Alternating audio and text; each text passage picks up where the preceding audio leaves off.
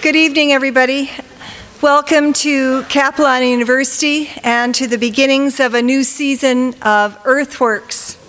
EarthWorks is an ambitious initiative that has been spearheaded by faculty, staff, and students from the university's biology, geography, tourism, and liberal studies departments.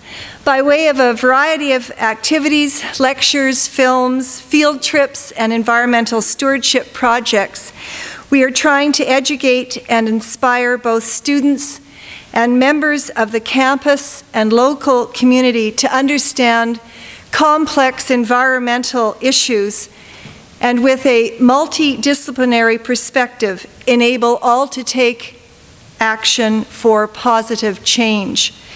It is hoped that Capilano University will serve as a catalyst for community dialogue. EarthWorks is a timely initiative, and these aren't just words. For as a child of the 50s, a teen of the 60s, a biologist of the 70s, and an educator since the 80s, heaven knows I've heard a lot of chatter. I've seen many steps forward, but I remain concerned for the blinders we are still wearing. Via EarthWorks, we hope to demystify the complexity of the environmental problems that we are bombarded with on a daily basis, and give students and community members both the knowledge and the tangible tools to support the biological health of their neighborhoods. A key goal is to make people aware that the findings behind environmental concerns are anchored in science. Climate change, what we know, how we know it. BC whales, why are scientists concerned about the overlap of whale migratory routes with tanker routes? Sustainability, what is the real meaning of this term? To a scientist, it means harvesting a resource below the growth rate of that resource. We are trying to separate ecology from environmentalism. Despite these words being used interchangeably by the media and in conversation, a true distinction between them exists. Ecology is a science. Environmentalism is a concern. We need to combine our scientific knowledge, our reason, with our concern, our passion. Environmental issues became part of the general public's consciousness in the 1960s. In 1963, Rachel Carson published Silent Spring, a book that described the dangers of pesticides and the consequence of chemical pollution to our environment. Her words still ring loud and clear. Information gathered scientifically continues to support her ideas. Our use of pesticides has not removed one pest. What we have done instead is driven the evolution of pesticide-resistant insects and polluted our nest. Rachel Carson was a scientist, an aquatic biologist with the U.S. Bureau of Fisheries. EarthWorks honors the 50th anniversary of her efforts. One of the greatest values of the environmental movement, which Rachel Carson is credited with starting, is that it has increasingly sensitized our society to the relationship that exists between nature, industry, and development and mankind. The ecological footprint concept was born in the 1990s. It is an elegant, broad-reaching, explanatory idea and addresses aspects of this relationship. The concept has stood the test of time, and in reality, the synthesis of the concept becomes clearer and clearer on a daily basis. Our speaker for this evening, and a speaker carefully chosen to both open and close Capilano University's EarthWorks series, is human ecologist and ecological economist Dr. William Rees. Dr. Rees is the originator of the ecological footprint concept. Dr. Rees obtained his PhD in population ecology from the University of Toronto and instructed and conducted research at UBC from 1969 until his recent retirement. He is the founder of UBC's School of Community and Regional Planning's Environmental and Resource Planning concentration and served as director of the school from 1994 to 1999. Dr. Rees' teaching and research focus was on the public policy and planning implications of global environmental trends and the necessary ecological conditions for sustainable socioeconomic development. Much of this work is in the realm of human ecology and ecological economics, where Dr. Rees is best known as the originator of this ecological footprint analysis. Dr. Rees was elected to the Royal Society of Canada in 2006. He received the Trudeau Fellowship Prize in 2007. He continues to be recognized globally for his ideas and work, and in 2012 was presented with two very highly regarded awards, the Blue Planet Award for Sustainability and the Kenneth E. Boulding Award from the International Society for Ecological Economics for the development of this ecological footprint concept. We are so very fortunate to have Dr. Rees here this evening, and I welcome you to Capilano University. Thank you very much, Marja. It's a real pleasure and honor to be here this evening to open the series, and I guess to close it as well, although some of you may not come back after this evening. So we'll see how that goes. It's actually an honor for me that all of you would choose to show up on such a beautiful evening. There are lots of wonderful things to do in Vancouver, so either you are challenged in terms of your imagination of how to have a good time, or you're being forced to be here because this is a course requirement or something of that nature. At any rate, I do feel honored that you're all here, and I hope you get something worthwhile out of the evening. I'm going to play hardball with you. I am a scientist. I'm familiar with much of the science that Marja referred to around environmental change. I've been working in this domain for many, many years. I think I have a fairly good grip on most of the mainstream scientific basis for our concerns around human sustainability. Much of what I have to say toward the end will be uncomfortable, because you will recognize that what seems to be necessary in response to the science isn't happening anywhere seriously on the planet today. So my basic message will be that we have some enormously important choices to make as a global culture. I will make the case that so far we are in a state of gross cultural denial about the nature of reality, that we prefer to subscribe to mythic constructs that have nothing to do with our scientific understanding of our own role in nature, and as a result we continue along economic and social and cultural pathways that are ultimately self-destructive. There's no need for this to happen. There's still time. We certainly have the resources, the intelligence, the capacity in every way to pull out of what seems to be a very difficult, steep dive. But we have to wake up to the nature of our reality, or that's simply not going to happen. Many cultures before this one have collapsed precisely because they paid no attention, or very little attention, to the signals that were coming to them from all sides that they were in dire straits. I'd like to refer you, to any of you who are interested, to Joseph Tainter's fine book from 1984 called The Collapse of Complex Societies. Another more recent text is called Collapse: How Societies Choose to Fail or Succeed. And in some sense, I happen to have written the review of that book in Nature, but in many sense it's inspired the way I'm going to approach this evening, because the emphasis in his subtitle is on the word choose. Societies make choices. And I want you to think, as we go through what we're talking about tonight, the kinds of choices we are making here in British Columbia about our economic development, the kinds of choices we're making out of Ottawa about our role in the world.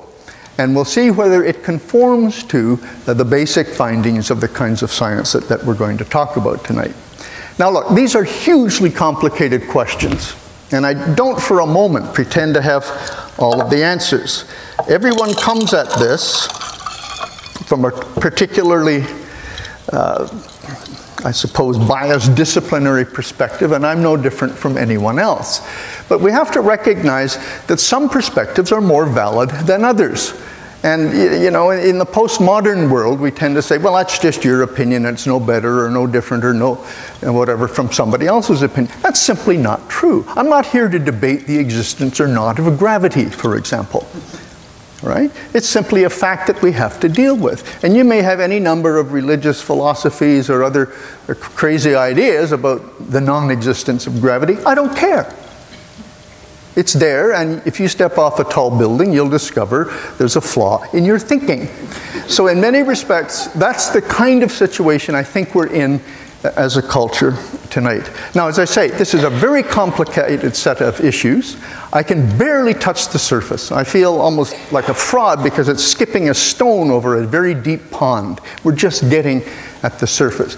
But I know many of you are transdisciplinary scholars, so I want to draw together a number of threads to show you how all of this begins to fit together. And the first comes from my own discipline of population ecology. And the words of Thomas Malthus way back in 1798 when he wrote his famous essay on population. He was aware of two simple mathematical relationships. The fact that human populations, like the populations of all organisms, are capable of growing exponentially. We could only bring land into production in a linear manner. Therefore, he argued, we would always be bearing up against our food production capacity. Now, I want to remind you that as we speak tonight, as we speak and listen tonight, about 1 billion people on this planet right now are calorically malnourished, and another 2 billion are nutritionally malnourished. The Malthusian dilemma has not been put aside. It's merely been delayed, and only a fraction of the human population at any time suffers from it. The rest of us don't, for reasons that I will get into in a moment. So Malthus is the framing reference here. And from a biological point of view, he was absolutely correct. Human beings are a member of a group of organisms that biologists, ecologists would call K strategists. K stands for carrying capacity. These are organisms that tend always to press up against the limits of their environment. They do so because they are very long-lived, large organisms. They have very low reproductive rates, but they have high degrees of parental care. They care for their offspring. There's a high rate of survival, therefore, and so the populations are always pressing up against local, certainly local carrying capacities. The blue line represents our biological potential for exponential population growth in an unlimited environment. The red line represents the sigmoid path that K strategists take in their growth as the negative feedback of the environment begins to press against the exponential growth curve. Food starts to run out, resources get scarce, they start to pollute and so on, and so they eventually level off and fluctuate in the vicinity of carrying capacity. That's what Malthus was talking about, and we now understand it reasonably well. Now, there's two qualities here that drive this whole thing. Human beings are an evolved species, and we're no different from any other species in expressing these two qualities. The first is that humans, like all species, will expand to fill all the available habitat. And we're better at it than any other species. There isn't a single hectare of habitable land base on the planet that isn't occupied by human beings right now. And if you heard the news tonight, as I did on the way over, China and Japan are fighting for two little crummy islands that probably couldn't support a half a person. But the point is, that's what we do. We scrabble over the land base. And we've occupied the entire planet. We're just better at it. No other organism, at least advanced vertebrate, has a geographic range as large as the human geographic range. The second thing we do is use up all the available resources. Only in the case of humans, availability is determined by the current level of technology.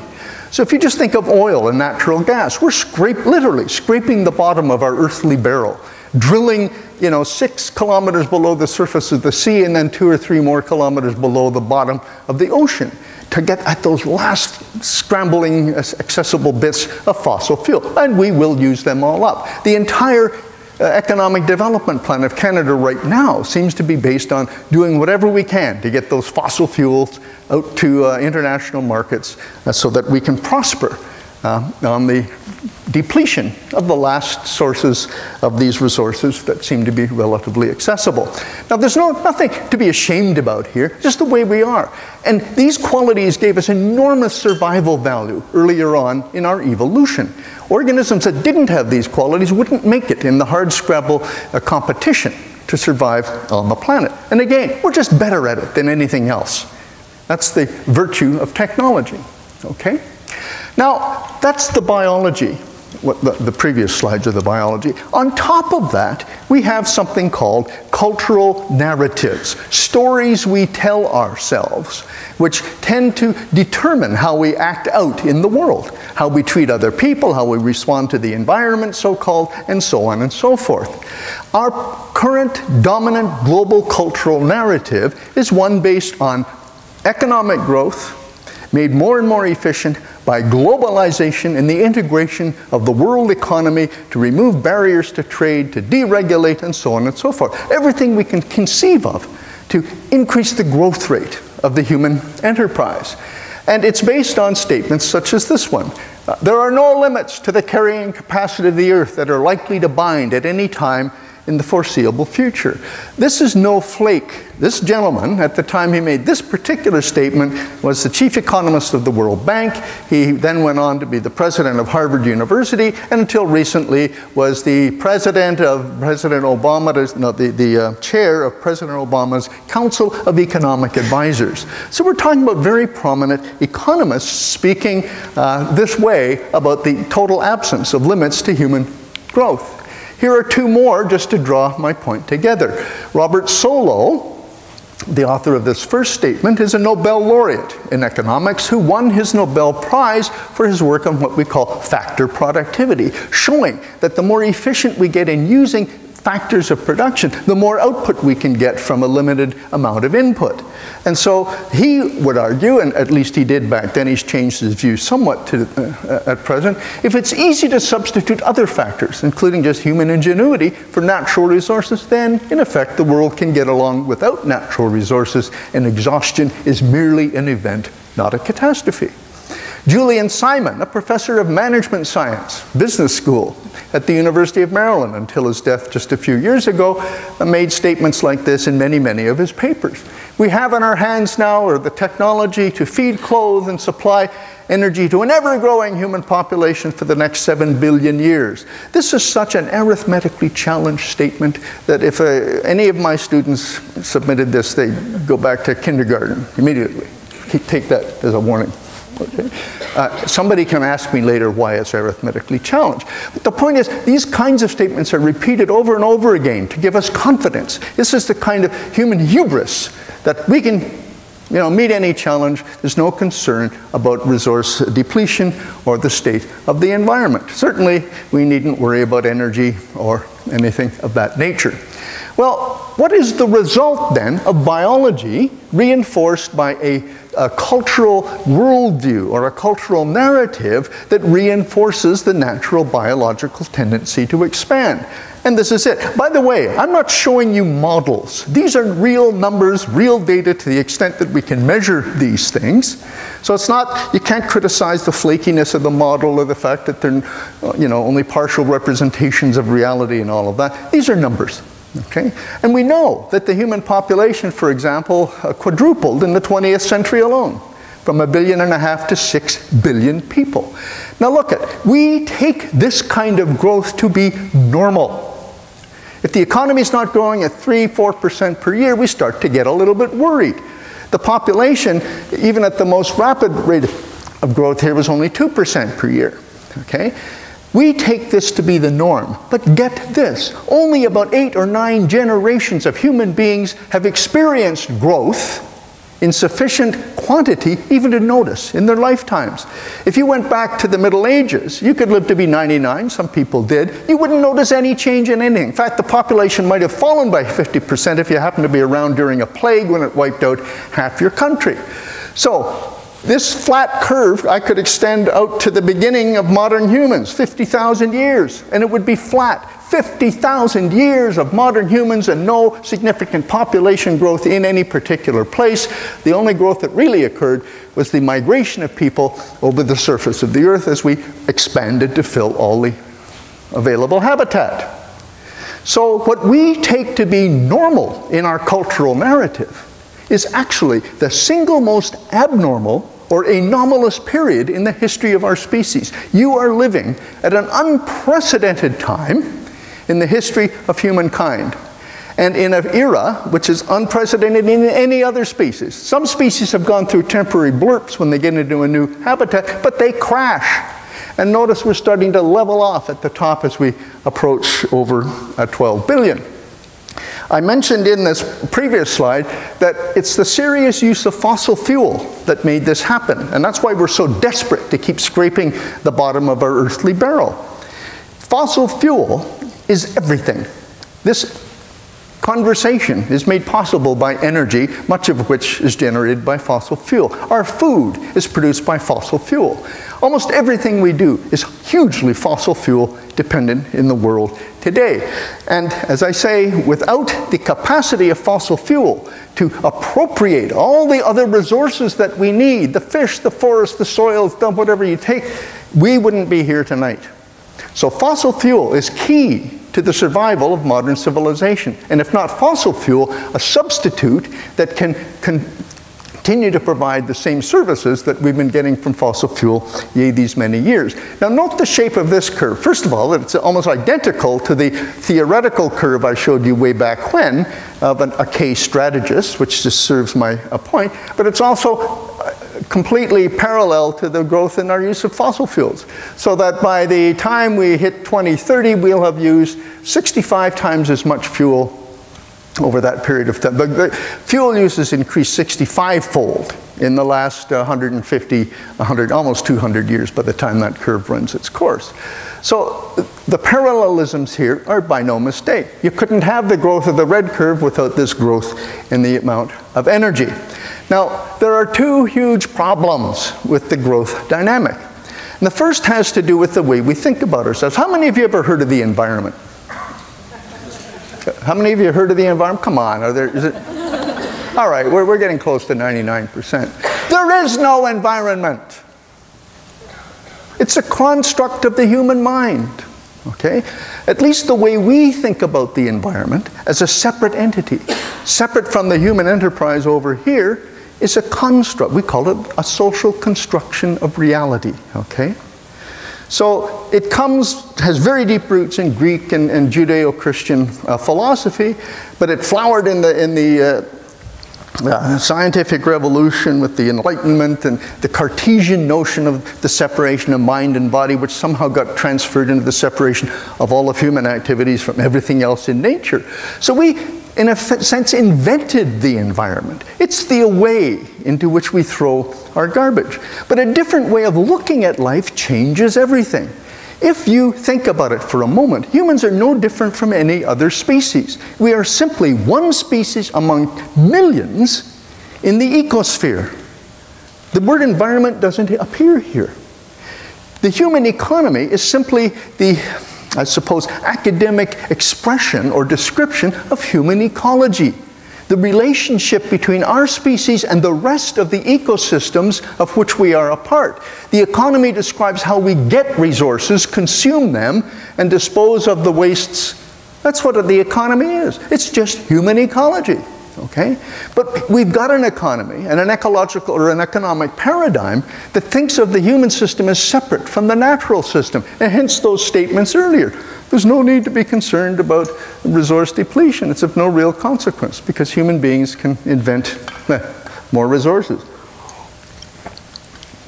Okay, so if it is true, and I say it is, and by the way, if you feel uncomfortable about this, we can discuss it, but the fact of the matter is, the economy is a subsystem of another system called the ecosphere, not the environment. And if the ecosphere is fixed and not growing, and the economy is constantly expanding, you have to ask, how can that be?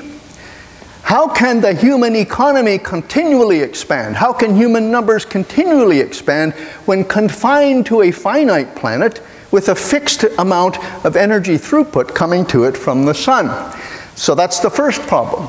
The second problem is that we are constrained as just a species among all the others, but the same physical laws that affect other species. In particular, there's many of them, but I'm going to just pick on one. Far from equilibrium thermodynamics. It's simply this kind of statement. What's your body temperature? Well, okay, 98.6. Some of us would say 37 degrees Celsius, okay? What's the room temperature? About 70 degrees, or I don't know, 18, 20, something like that. So there's a big difference between your body temperature and the room temperature. And that's because you are far from the equilibrium temperature of your immediate surroundings. You maintain yourself far from that equilibrium. How? By burning energy, the food you had for dinner tonight. As a matter of fact, let's take it further. We could homogenize everybody in this room by putting you in a massive blender so that the entire room would be in a state of what we call maximum entropy, total randomness. Well, you're not totally random. You are highly structured, clearly differentiated from every other point in the room. And that implies a high degree of order from the chaos of the random situation.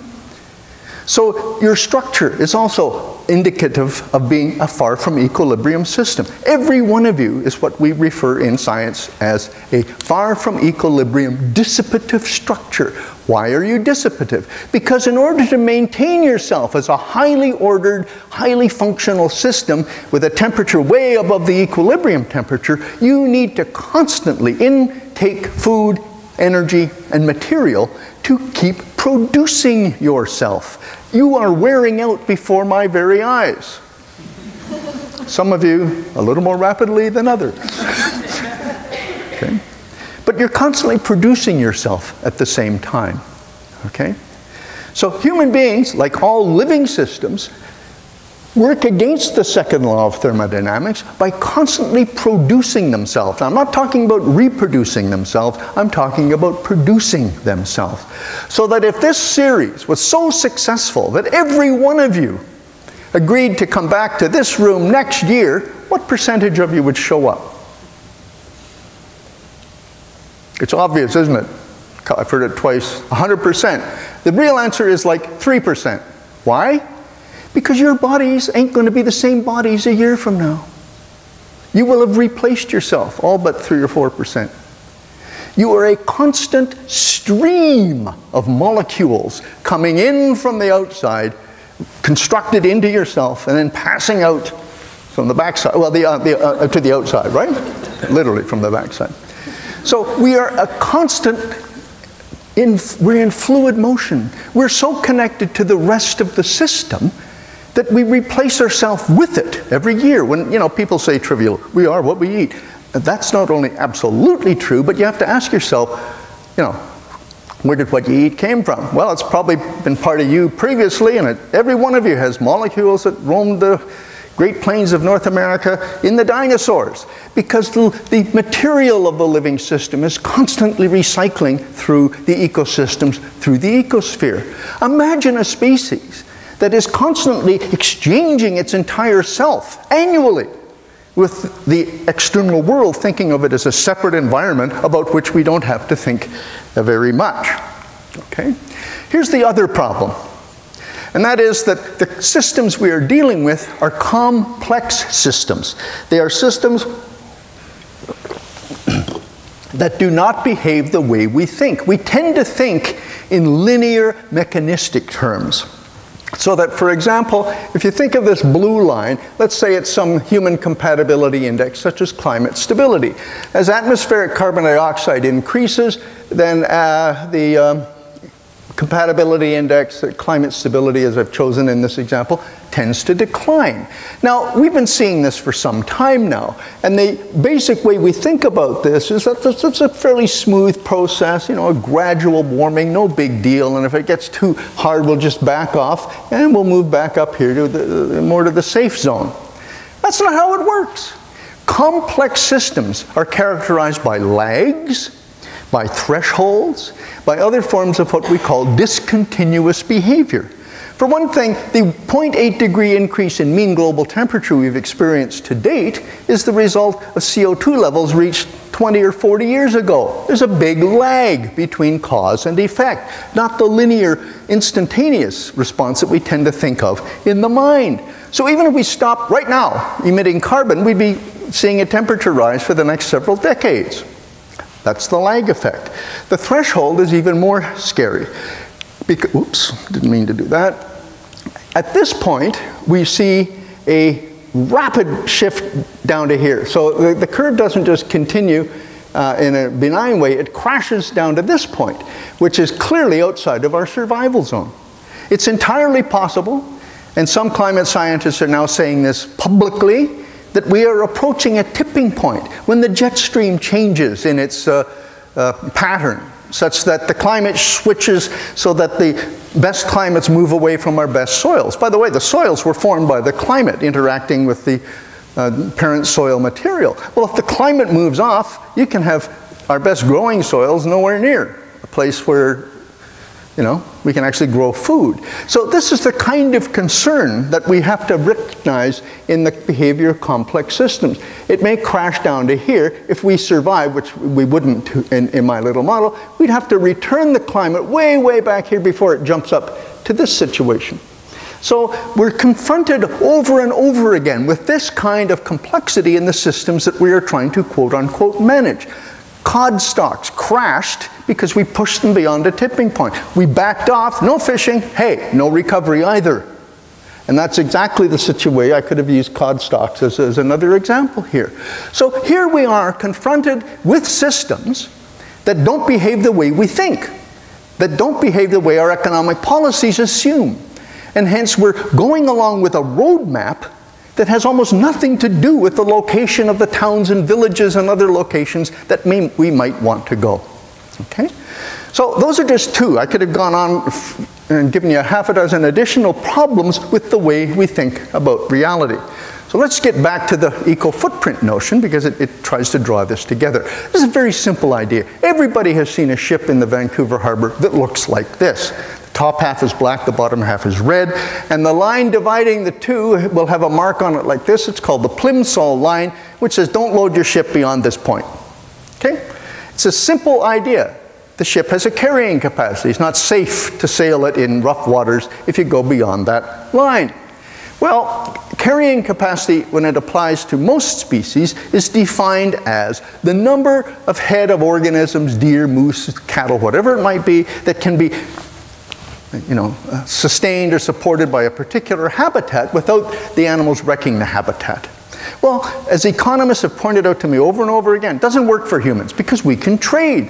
Why should Vancouver be limited to its local resource base? Why should the Lower Mainland be limited to its local resource base if we can import stuff from all over the planet? We can grow forever. Moreover, if there's any global shortage, we go back to the economist's argument that by improving factor productivity or substituting one resource for another, we can continue to grow.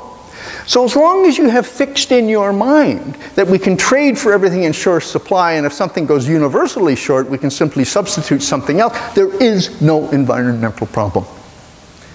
But both of these ideas are nonsense if we flip over the carrying capacity ratio. So instead of asking how many people can this region support, or how many people can this area support, the question for eco-footprint analysts becomes how much area is needed to support that population wherever on Earth those ecosystems happen to be located.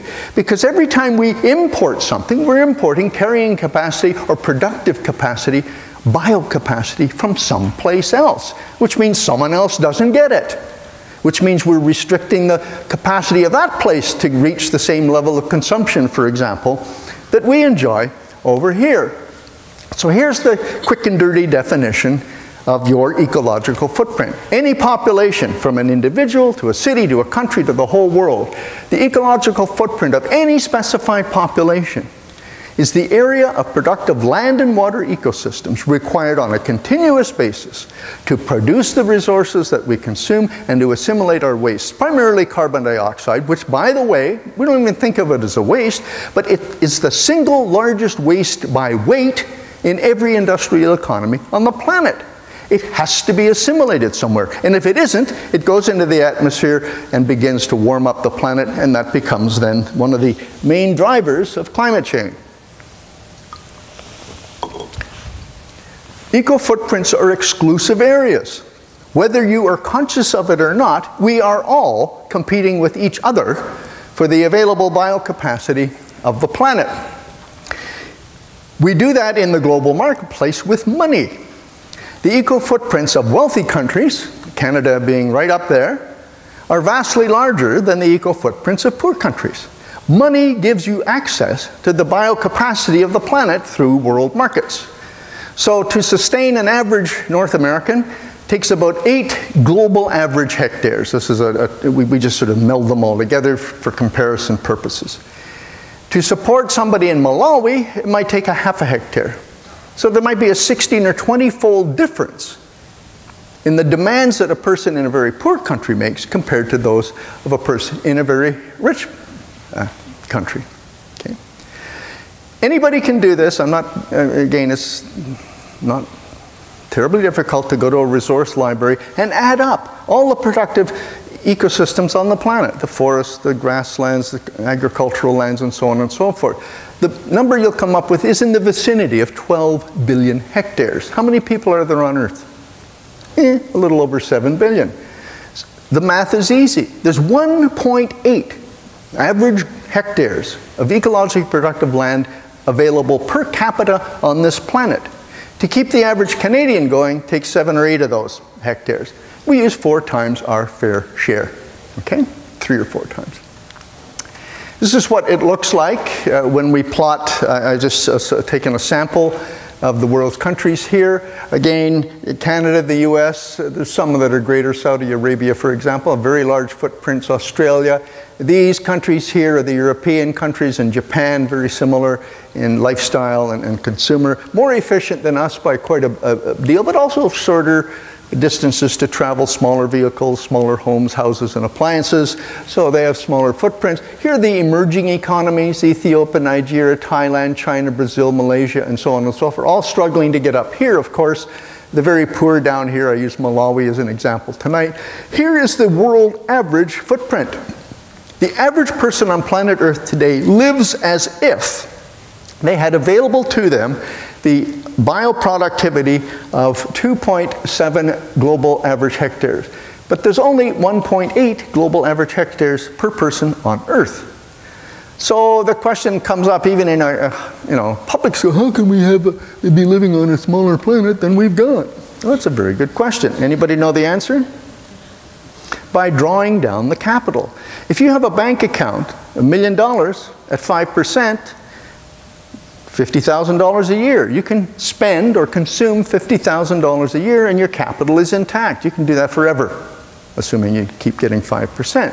But as soon as you take $60,000, $70,000, $80,000, you start shrinking your capital, and the returns, the interests, are a little less every year. Ecosystems are the same. They produce a certain amount of new biomass every year. And if I think Marja said this right up at the front, the definition from an ecological perspective of sustainability, at least one dimension of it, is you don't harvest more than the system produces. But that's what we're doing everywhere. We're taking more fish, more soil, more water, more of just about everything than the Earth can sustain or reproduce or replenish in any given year. And hence that big differential on the right. So again, make this, I just threw this in at the last moment, so I forgot about it. Many countries, here's a selection: Japan, the Netherlands are 2 extreme examples. The green represents the domestic biocapacity, the per capita availability of productivity within their land base. The red bars represent what they're actually consuming. So countries with larger red bars than green bars, and that's most countries on the planet, are consuming vastly more than is available from their domestic resources. They survive on trade or by dumping their garbage into the global commons, the atmosphere, the oceans, and so on and so forth. A relatively few countries, just a handful, of which Canada happens to be one, we have an enormous footprint, this thing here, but we also have a much larger biophysical land base. Huge country, small population, so we have a seeming surplus. Why is it a seeming surplus? Because for every surplus in a country like Canada, there's a deficit somewhere else. So we've just completed a study to show that 1/2, actually 63%, of our main agricultural lands are exported every year. So this deficit or surplus disappears very quickly to satisfy the deficits elsewhere, and it's not nearly enough. Because the food is just one element of this whole situation. So on the whole, we have this situation. The global situation is such that the human eco-footprint is about 18 billion hectares. We only have about 12 billion hectares on the planet. Think about it. Think about what that means in terms of our current economic development strategy here in British Columbia and in Canada and in every other country on Earth in which economic growth and the increase in consumption per capita is the primary instrument of social policy. So again, our planning, our thought process around our economy is based on the mythic constructs we talked about earlier. These are the facts of the matter about the constraints imposed by the planet on our activities as human beings. So we are in a state of what we call overshoot. The world as a whole is running a huge ecological deficit. You know, we're paranoid about our fiscal deficits, spending more money than we have in the bank. But nobody talks about the ecological deficit, which ultimately is vastly more important than the fiscal deficit, which, you know, we could retire overnight with a stroke of the pen. You cannot do that with the ecological deficit. What is the evidence of overshoot? Now again, I'm not going to show you models, I'm showing you real data. This is a plot of the increase in carbon dioxide in the atmosphere.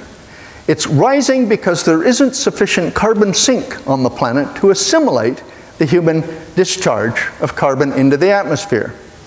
About 50% or more of the carbon we dump into the atmosphere remains there. The rest is absorbed by ecosystems. But the eco-footprint is much larger, and hence it accumulates in the atmosphere. Why the jaggedy appearance? Why does this look like a saw? Anybody? Well, I like to think of it as the earth breathing, because in effect, that's what it is. The upslopes are the periods of winter in the northern hemisphere, when we're burning much more carbon and most of the plant life has shut down.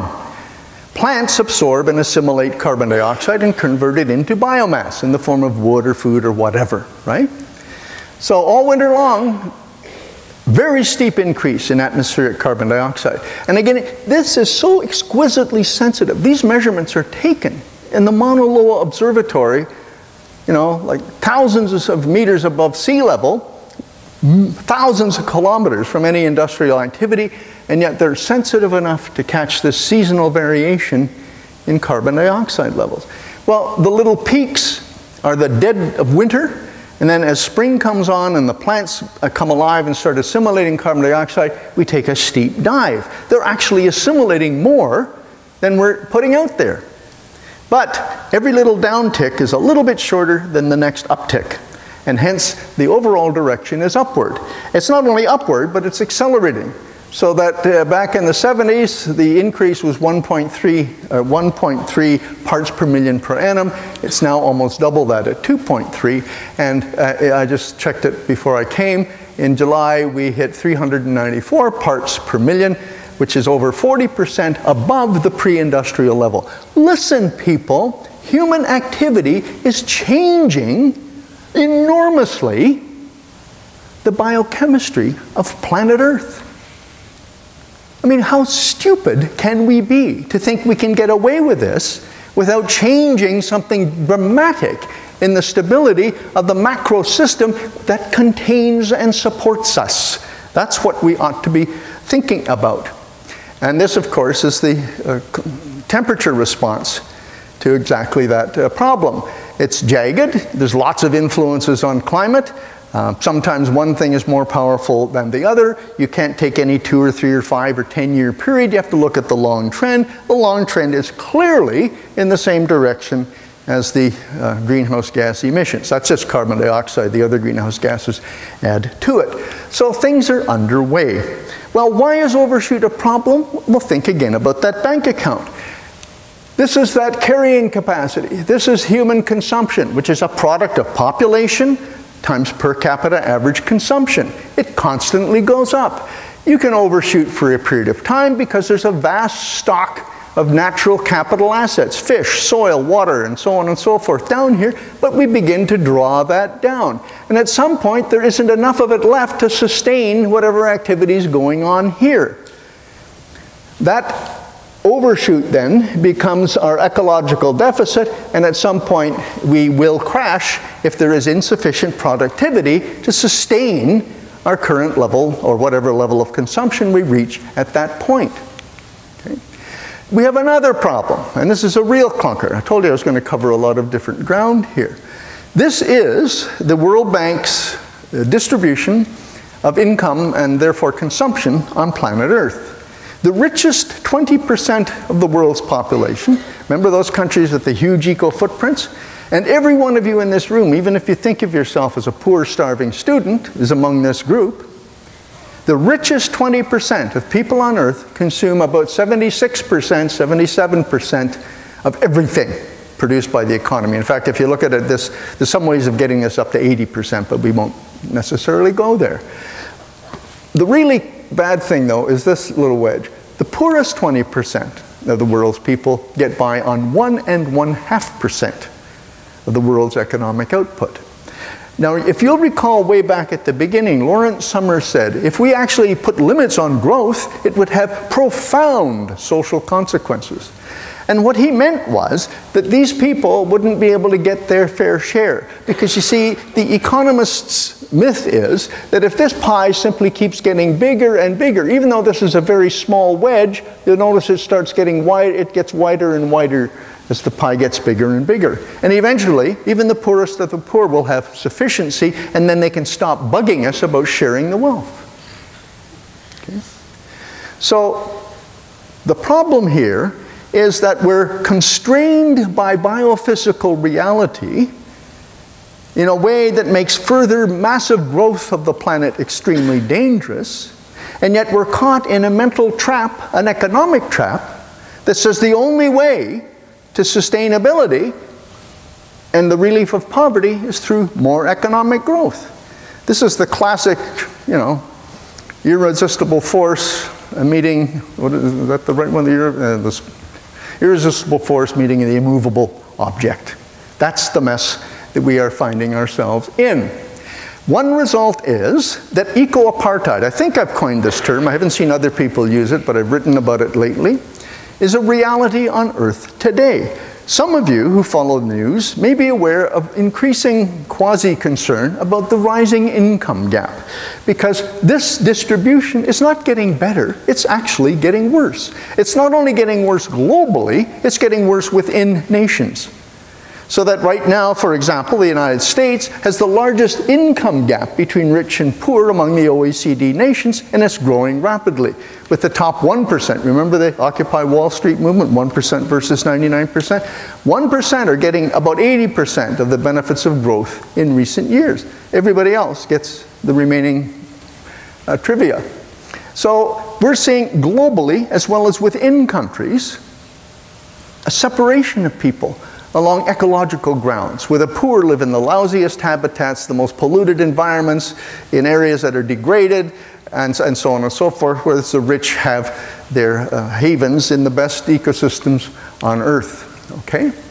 Developing countries will clearly be hit hardest by global change, including climate change. Even Nicholas Stern, who wrote the famous report, for Tony Blair's government on the impact of climate change.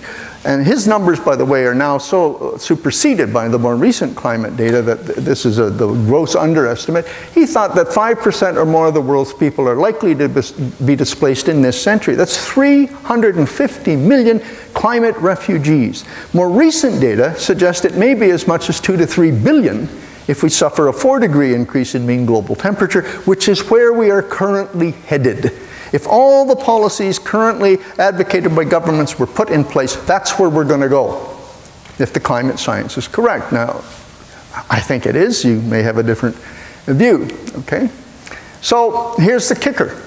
To grow our way to sustainability, so that everybody, just the present population, never mind the additional 2 billion we expect, we're to enjoy North American material standards, and that you can see the arithmetic. It's quite simple. We'd need an additional, it's not working, oh, there we go, 3 or 4 planets to sustain everybody at current North American standards.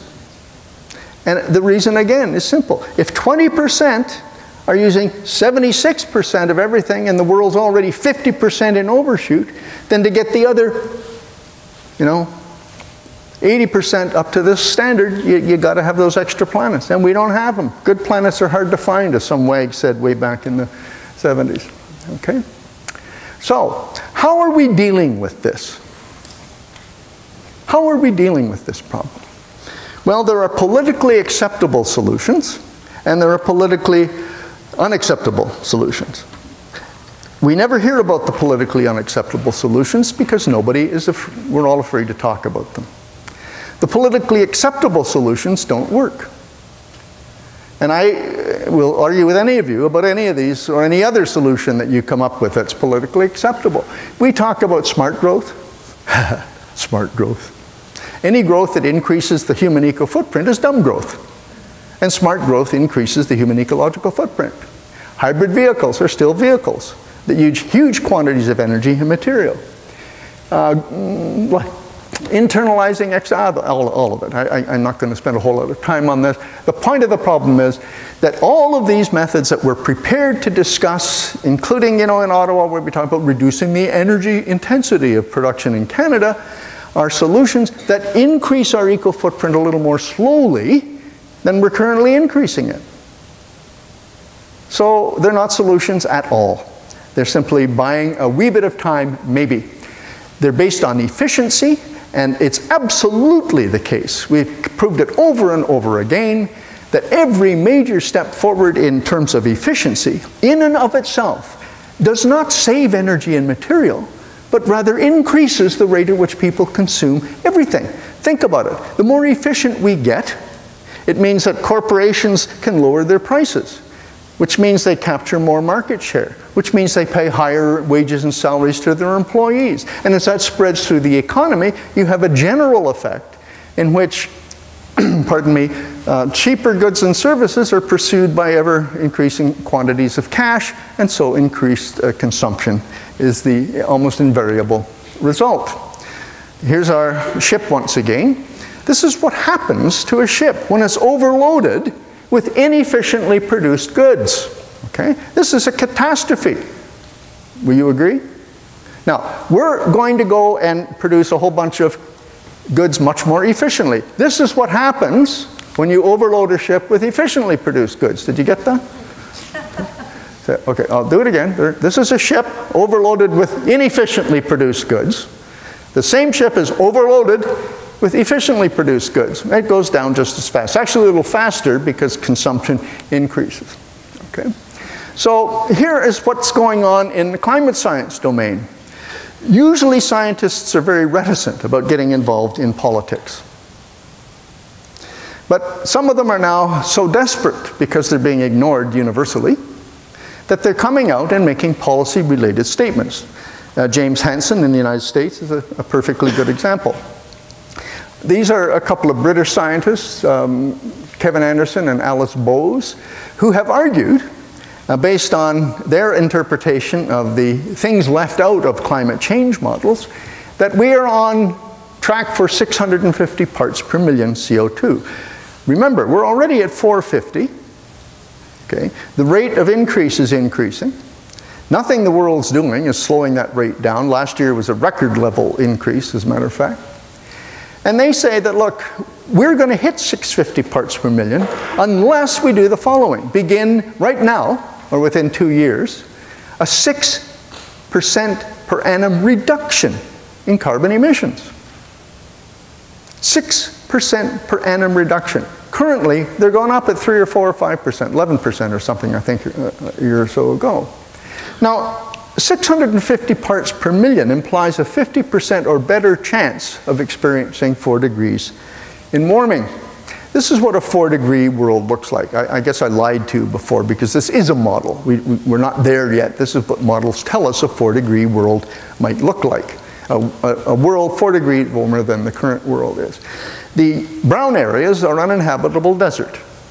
The yellow areas are getting close to it. Okay? So this is uninhabitable due to floods, drought, or extreme weather. Uninhabitable desert is yellow, actually. Look at the proportion of the world that is covered with brown and yellow.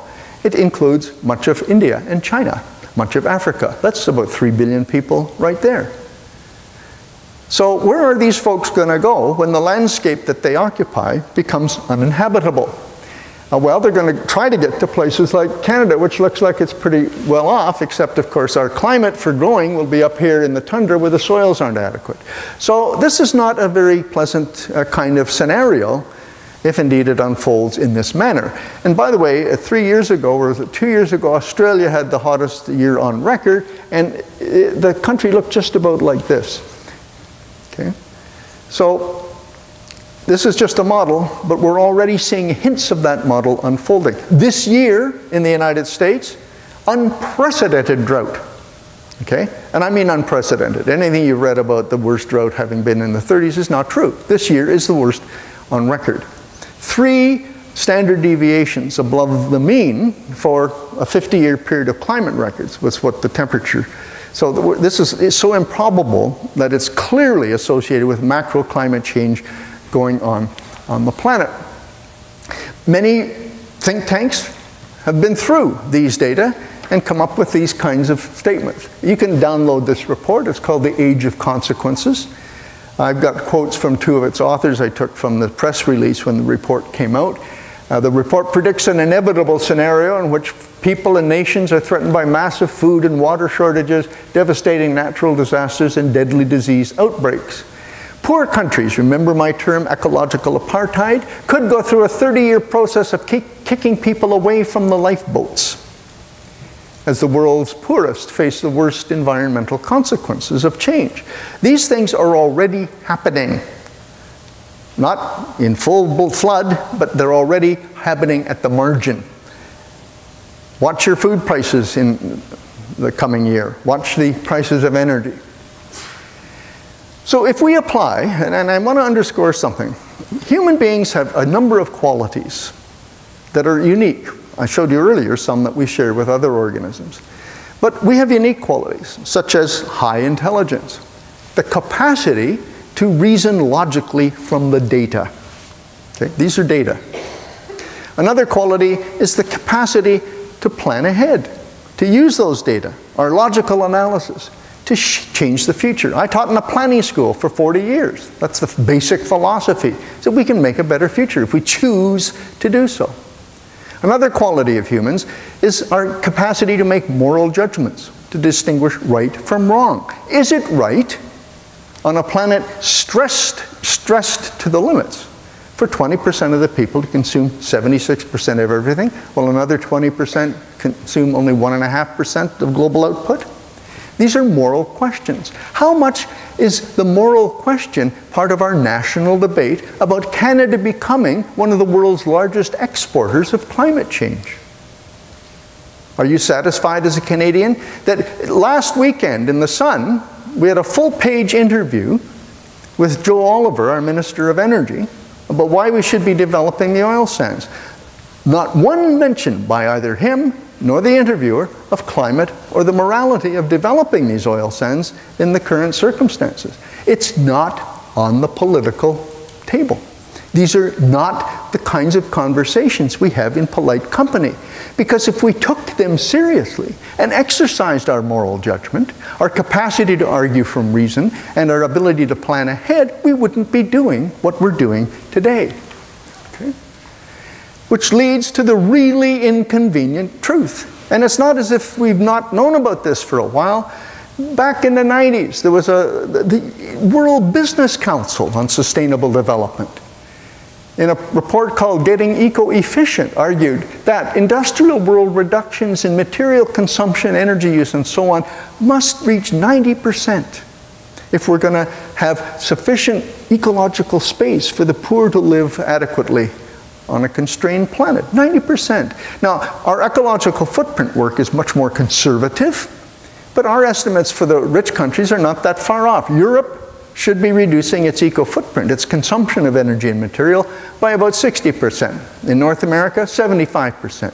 And you know what? It's entirely possible to do this with available technology if we combine it with other programs such as ecological tax reform, the carbon taxes and so on, needed to force the economy to bring into play these available technologies. They cost more, and therefore they're uncompetitive with energy prices as low as they are today. We need to change the circumstances so that the economy adapts to do the right thing. Okay? But we don't want to hear that. This is a beautiful cartoon. The inconvenient truth is to be avoided at all costs. And we all line up to go to the reassuring lie that we can continue down this growth-bound path and develop all our energy and material resources with impunity.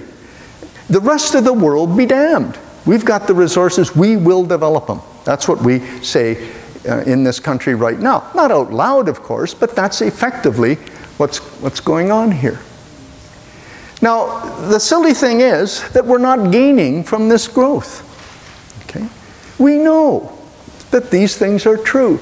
In rich countries, neither objective well-being nor subjective well-being is being improved by further economic growth.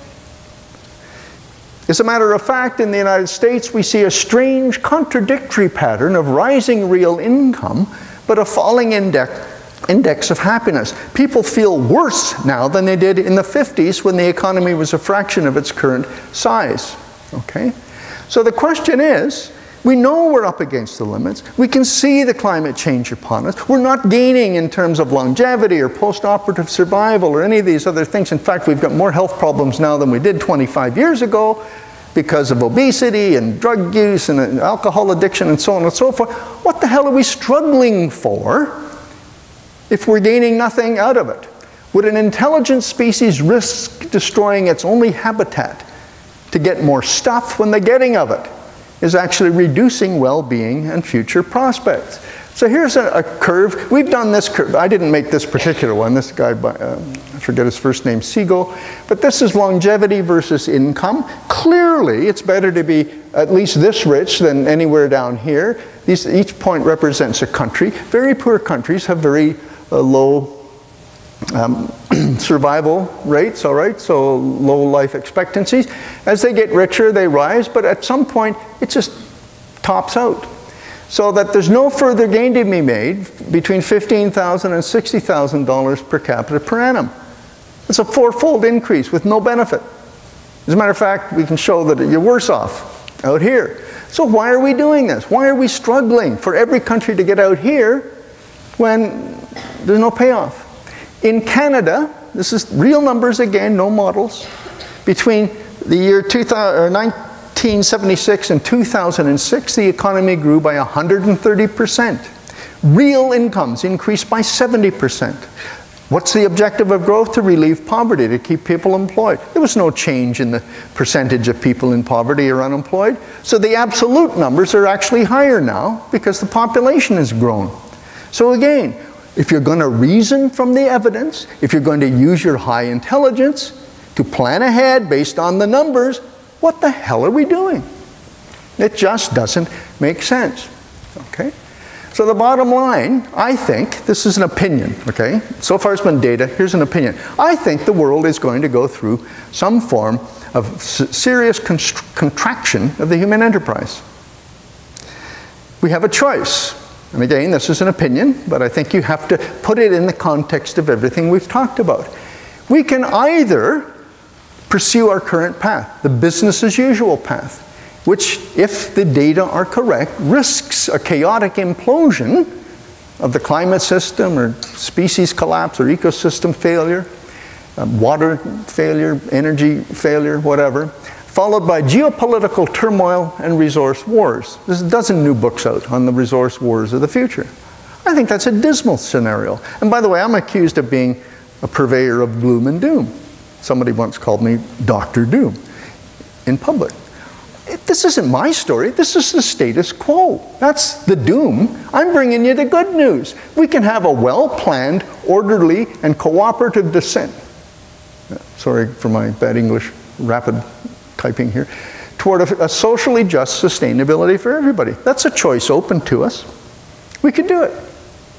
Read the book by my colleague at York University, Peter Victor. It's called Managing Without Growth. He shows, using a standard macroeconomic model that Statistics Canada uses to predict our unemployment rates and so on and so forth, that in Canada we could achieve a steady state economy with full employment and no poverty without growing. But that's not on the political agenda, because it would require higher taxes and sharing a little bit. Okay? So by learning to share the planet, and by planning a contraction in an orderly manner, we could have a reduced risk of dangerous climate change, eco-catastrophe, and geopolitical instability, all of which are highly likely on the current pathway. We could have a steady state economy, thriving within the means of nature, not pushing up against those limits. We would have more satisfying forms of work and employment. Most people are bored to tears in the work they do because we've displaced all the creative stuff to someplace else.